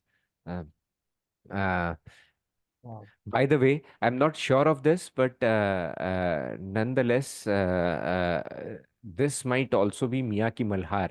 This is unverified. आया तेरे दर पर दीवाना आया तेरे दर पर दीवाना आया हो आया आया तेरा दीवाना आया तेरे दर पर दीवाना आया तेरे दर पर दीवाना तेरे दर पर दीवाना आया तेरे दर पर दीवाना. So, uh, you know, this is still unverified. I had come across some YouTube comment which was posing a question: is this also Mia Ki Malhar? And now there's different segments to this song. The later half is definitely not Mia Ki Malhar, but just the Aya Tere Dar Pe Deewana part feels something similar to Bole Re Papihara. Like, so maybe we are going to find out if somebody comes and who's able to ascertain this in one of the comments, or like maybe one of our viewers is going to help us verify this, Yeah, whether yeah, or not this is Mia Ki Malhar.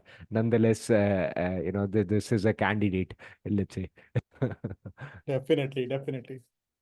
We have, of course, Pandit Bhimsen Joshi's sublime version.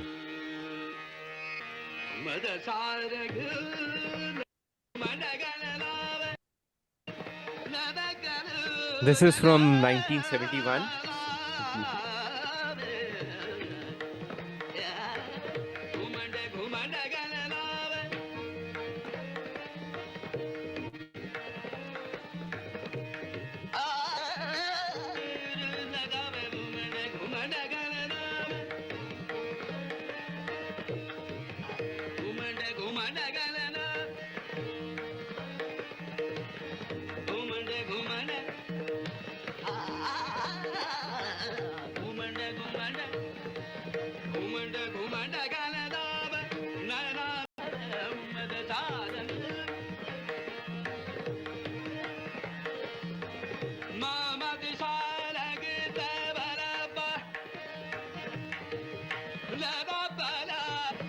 Wow.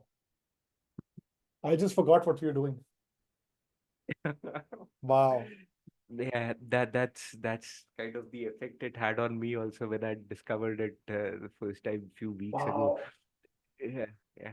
That was And yeah, this spellbinding version, like such such fine control over his voice.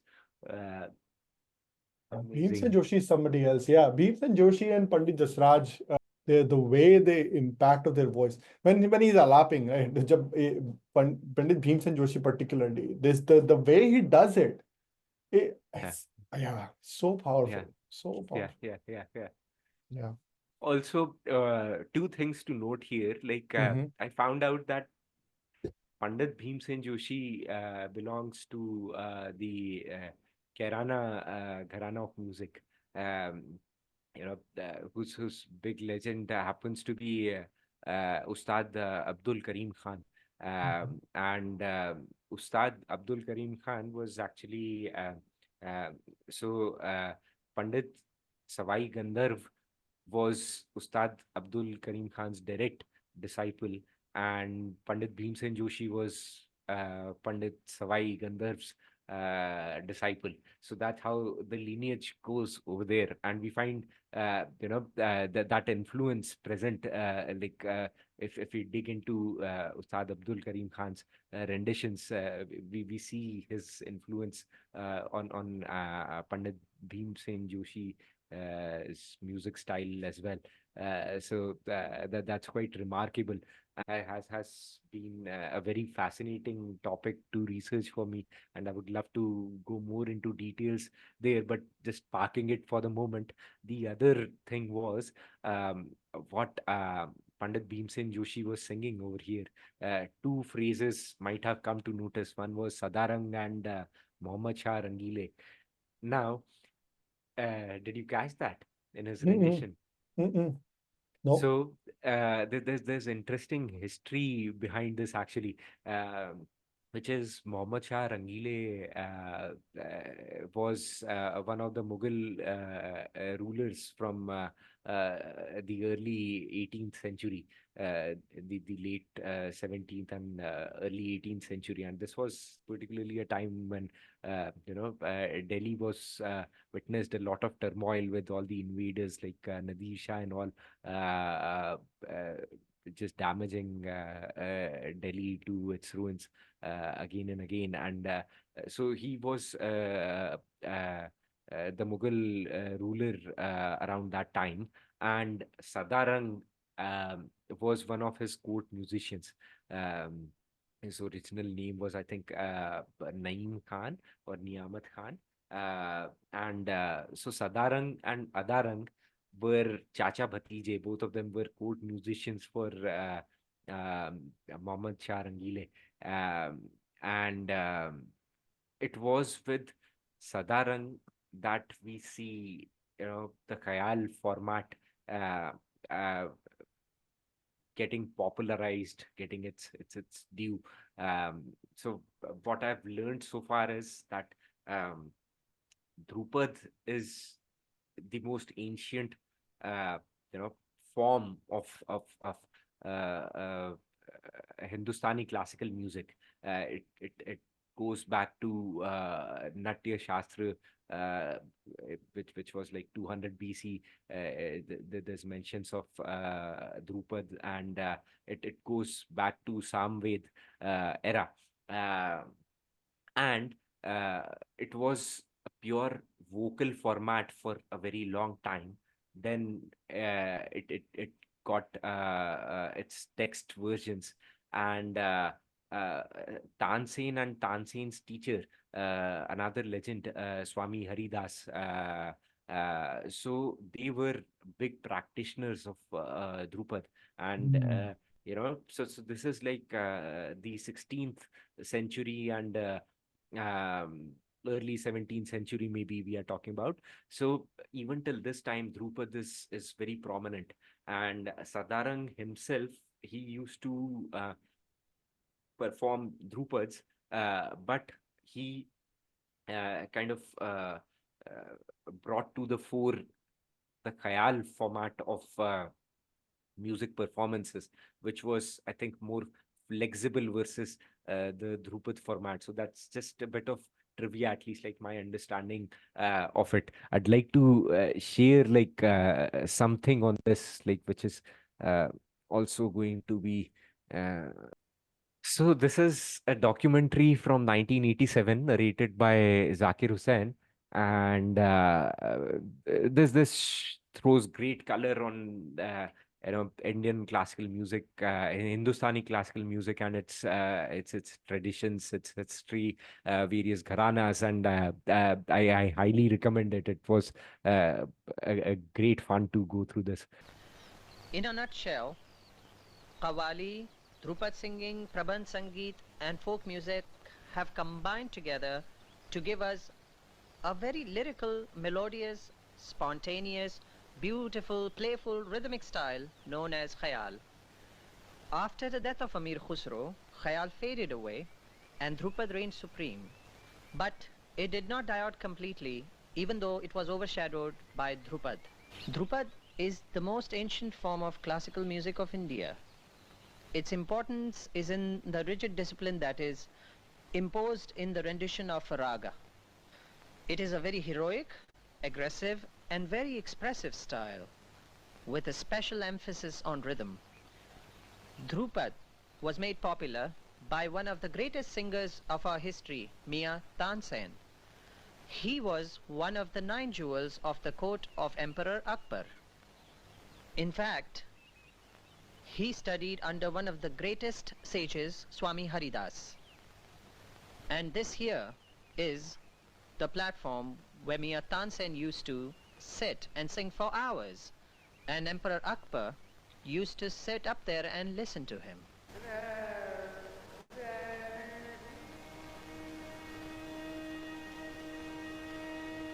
You see, even now you can hear the music of Tansen emanating, reverberating through these stones, paying homage to his glory.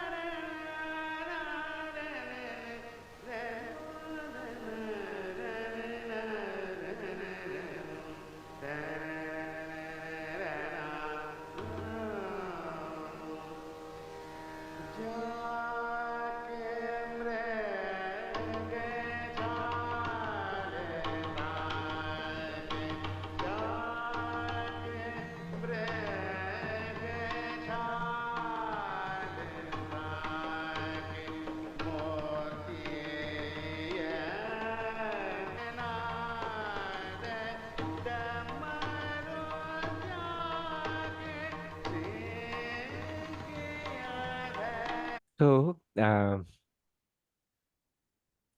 Wow. Ustad Zakir Hussain, yeah, Wahtaj, he puts it very nicely. It seems like there was a decline in the popularity of Khayal style of music, and during Akbar's time, at least, Drupad had more prominence. But later, 125 years later, um, we see Khayal emerging again as a very popular style of music. And till date, Khayal remains as a very popular style of classical music. Further, Drupad that he just uh, mentioned. Uh, so there's a very nice documentary on Drupad by none other than the legendary filmmaker who we both love. Uh, by Money Call, and this is from 1982. Um, I'm just trying to find the excerpt where this covers Drupad and its history and its and how it transcends and through uh, the music of the daggers who are like legends in Rupert's style of music. The Dagger clan, so they've had 20 generations since Swami Haridas, who've dedicated their lives to Drupad's style of music. So I know that Hmm. obviously we're trying to learn here.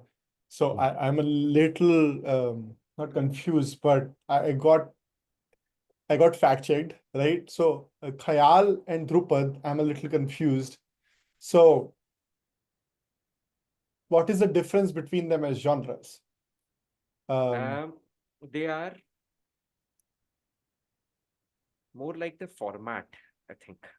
Like again, limited understanding, but Drupad has it has its own set of rules when that music is performed, and then there is a certain structure to the rendition, which has, if I'm correct, begins with the sthai or the intro. Then there is the um, is Thai, then the Antra, then there's another section, and then there's the Abhog. So there's like 4 sections to it. And Khayal has Sthai and Antra. So that's like one difference. Um, these are, technical terms, but how to understand it is like uh, Khayal is the concise version of, the concise rendition of a particular rag, and Drupad would be the more or most elaborate, uh, you know, uh, rendition of it, like the most expansive version of it, where every note is like explored in terms of its details. So that's like one understanding of it so far. Okay, that makes sense. So it's like a structure to it, a way of doing it. Perhaps like what you emphasize more than the other. It's Yeah. again something to unpack as we Yeah, go yeah. along. Okay. And I do want to arrive at a Dhrupad rendition of Miyaki Malhar. So that would kind of a great, like coverage of the entire spectrum, beginning with film music renditions, which are constrained by, like the time length being Right. under 5 minutes, and having a mukda, and then an antra, that kind of a thing, and has to have pop music sensibilities also, because of the target audience. And then moving into semi-classical and classical renditions, which were Khayal renditions, which we checked out. The Mehdi Hasan rendition was a ghazal version of it. So it had Khayal elements in it, but it was a ghazal rendition. And then the Satyajit Ray version was a Khayal Bandish, I think. And from there, we move towards the Dhrupad version of it. And also, of course, there's the Coke Studio rendition of it, which, if time allows, we would cover during this session itself, or otherwise in a separate session altogether. Let's watch this.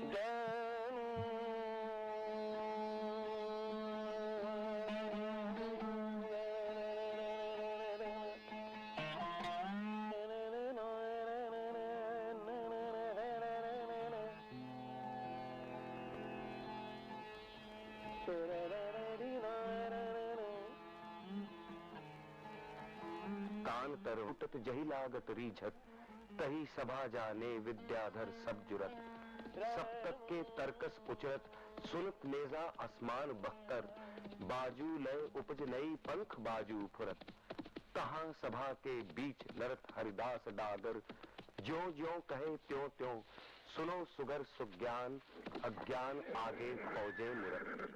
This is also, sorry. आप हो या पद शब्द विकृत नहीं होना चाहिए. जैसे एक स्वर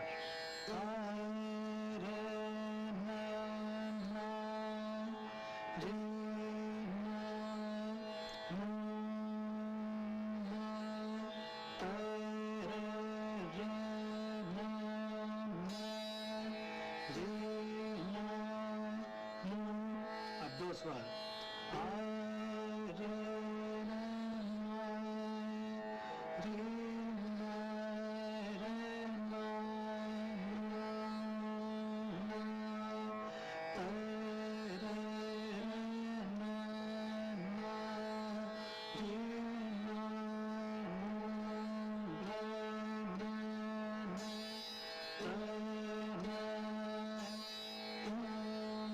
तीन स्वर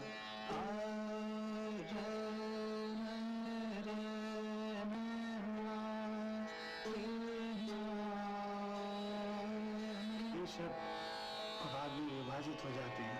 जैसे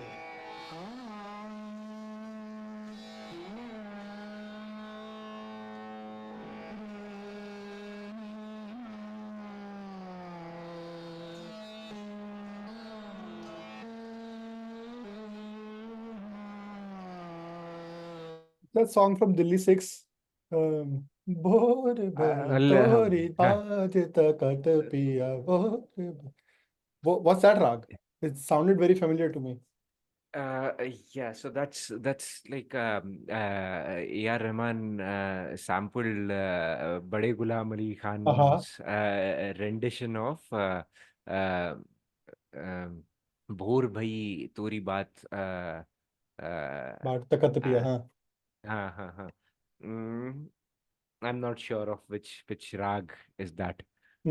Okay. I heard similarities in as he was singing. Hmm. I felt that there was some similarity. I'll look it up for sure. But Yeah, yeah. these were okay. So the three documentary samples are that you shared with us. So I'm definitely gonna check it out. Um, there's And so much Money more Call, to though. of course. वो Yeah. तो खैर अपनी बात ही हो गई पर okay. So I feel there's way more to Yeah, this, right? yeah, Than I thought, and I thought that there was a lot to this already. So it is just opening up like a whole space for me. I do think that we covered a lot of ground in the sense of um getting like a grasp on like what is happening here at least, even though yeah, we have like dipped a little bit into like the first rag. So there's just so many ways this has been done, right? And the more yeah, variety we are seeing, like the more similarities we see too, right? yeah, Because the difference just becomes an expression, yeah, right? yeah, So that's really interesting. So yeah, okay, yeah, let's see yeah. the Ghalib version. So this is Nirmala Devi, who's one of the legends from the Patiala Gharana, and uh, her son later on went on to become an actor, and we know him very well, and he turned out to be Govinda. So there's that bit of trivia to this piece of music, Oh wow. and yeah. Here, Nirmala Devi is doing a rendition of uh, a, a Mirza Ghalib ghazal in Raag Malhar. This is an old recording from 70s DD1. फिर संदाज़ से बहार आई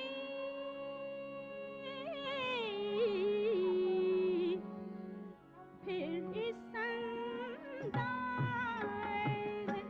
से बहार आई के हुए मेहर मातमार शाई के हुए मेहर मातमार Yeah. सबसे को Ah, Also, yeah. nice. सबसे को जब कहीं जगे लाए बन गए बन गए I must say I'd this love to understand the meaning behind this Ghalib ghazal. um yeah, I don't want to go down that road, but like there's like so much of like mannerisms that you Yeah, can see, like the way he plays is yeah, different. Okay. He has a good singing voice too. Yeah. Okay. yeah, yeah, Wow, this was something else. So again, we could yeah. see the similarities, especially with Mehdi Hasan example. It was very similar to that one in terms of like the pacing of it. Right. Right. Okay, okay. What do you have next? Yeah, we have more. So let's see what we have next. Um, so uh, Oh, Advaita Girgir is also this. yeah, let's listen to a some Carnatic version of it. Did you find this too? So as I was trying to like look up and read up a little bit, I keep finding references of all Hindustani rags back to Carnatic music rags. So there's like all either have like an alternative, a more original variation of it in Carnatic, and then in some cases Carnatic taking variation from Hindustani. So did you find anything like that? Like which one is like Yet older or to yet to really learn about the dynamics between the two schools of music, and there surely would have been give and take over the course of yeah. Okay. But that remains something. And as we both have arrived at it, like there's so many different tracks from just our conversation, all these findings so far, which could be individual tracks for research in themselves, right? So there's that. Yeah, so let's look at the Carnatic one. Yeah. This is a version. This is a Miyaki Malhar rendition by none other than S.P. Balasubramaniam.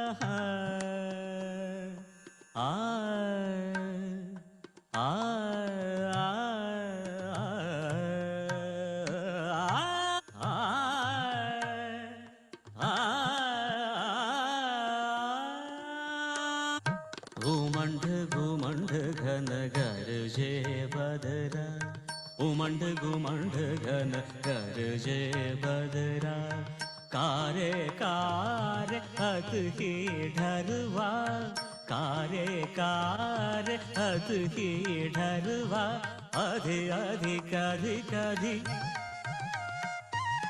अधि अधि कधि कधि कारे कारे हत ही ढरवा अधि अधि कधि कधि मारो मजुम उमंड गुमंड घन गरजे बदरा. So we've gone through two versions which have influence of Carnatic music as well. One is this, and the other one was Vani Jairam's rendition, because she was also trained in Carnatic style of music. right. So that influence That's a good definitely call. did come, and however much of it we might have been able to catch. Mhm. Yeah. So we've had a good mix of Hindustani classical, and we've touched upon Carnatic renditions of Miyaki Malhar as well. Miyaki Malhar, as we are coming to maybe like a end of this episode for us, this session for us, what sample, one song do you wanna end the session with? What kind of lingers for you as something that we have to hear? I'm glad you brought that up, and I actually have more than one, definitely two,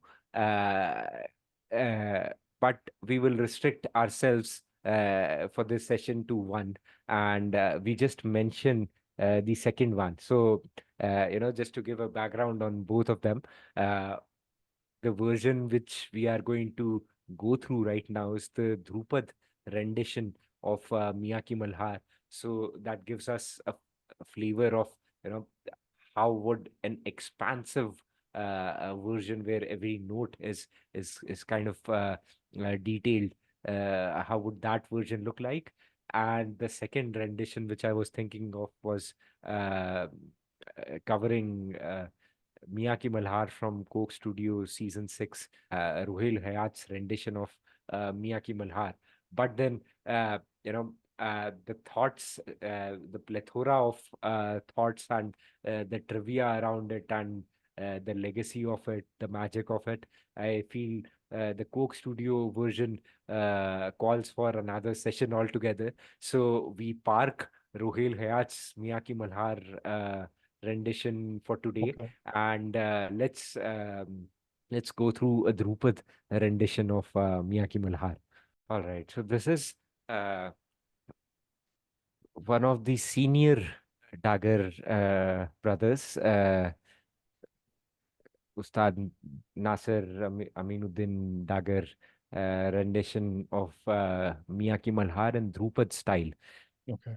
So we get a flavor of the more expansive, the more elaborate, version of Miyaki Malhar here.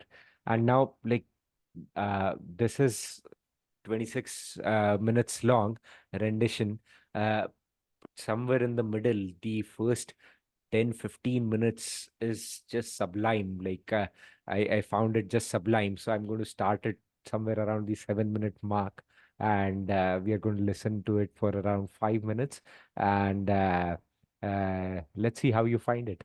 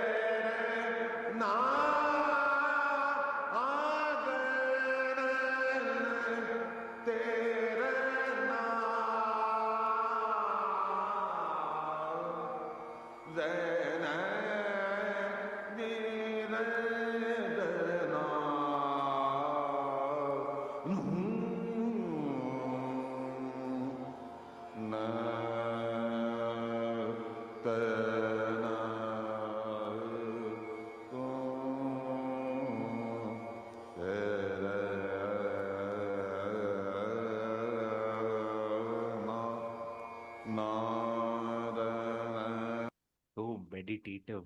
Like, I played this the other day and as I was sleeping on a loop, and Wow. it it really takes places. It's such a trip. Uh, this rendition of Miyaki Malhar, and I guess this is what Akbar was listening to, like back in his times, Right, the right. Drupad being prevalent and the OG Mia right there, like to his good fortune.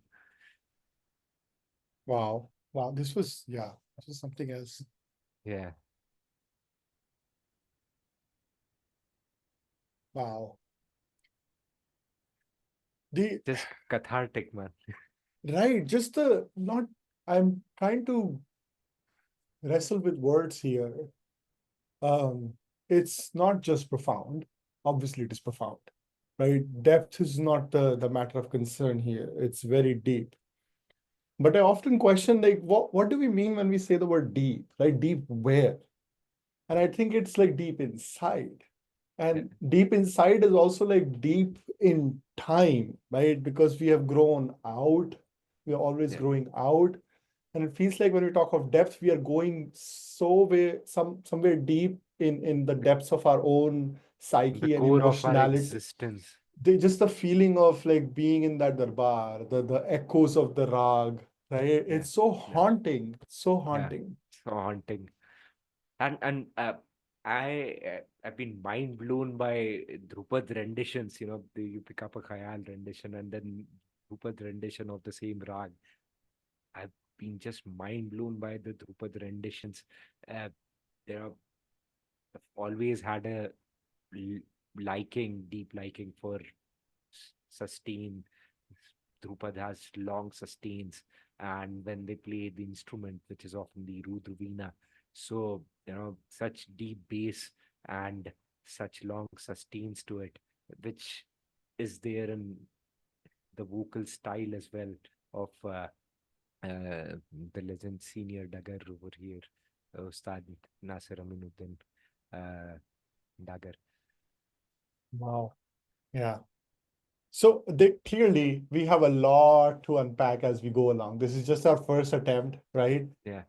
It seems like Hindustani classical, Indian classical, generally speaking, like Carnatic too, this is not the only time we'll talk about this. I think Yeah. I want to unpack and organize this understanding, this knowledge, map it for our own sake. And whoever is out there also interested in things like these is like watching these videos perhaps. We would love people's engagement, right? So share your playlists with us, share your Yeah. recommendations with us. If we got anything wrong, tell us, right? How we Yeah. messed it Yeah. up. Yeah. Yeah. And anybody who's liked this session so far, we've got a playlist covering different renditions of Miyaki Malhar ready on our YouTube channel, which we are going to upload along with this video itself. Which will take you through the journey from film renditions, which would be the more lighter renditions, to semi-classical, classical, and to Drupad level of depth. Yeah. I know that's gonna be like on my recurring playing list for sure for a Yeah. while. Yeah. And I It has hope been we on can, mind. I bet, I hope we can continue making that for like different types of rags, different genres within Indian classical. This is all for today, though. We ran out of the capacity and time to unpack this. Um, for the next session, we'll try to dig into the film aspect of our love, and then try to kind of weave in music and film as we go along. Yeah. And a concluding thought on the the Miyaki Malhar exploration journey and this session, this conversation, that how song, something very basic to our existence, song and dance. So song, uh, kind of, if we look at it as being composed of music and poetry. So when it comes to popular music, pop music, uh, often it's catering to a huge mass audience who might or might not be into that style of music, but they might latch on to the poetry aspect of it, the lyrics of it.